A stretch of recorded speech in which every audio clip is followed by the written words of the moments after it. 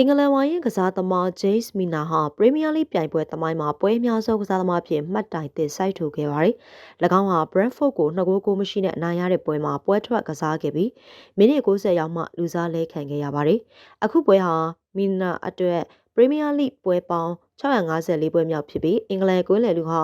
Barry 653ပွဲရဲ့2018ခုနှစ်ကတင်ရှိထားတဲ့မှတ်တမ်းကိုချိုးဖျက်ခဲ့ပါတယ်။Milner 42ဟာကစားသမားဘဝမှာတော့ Leeds 2002-2004Newcastle 2004-2008 Villa အငှား2005-2006 Villa 2008-2010 Man City 2010-2015 Liverpool 2015-2023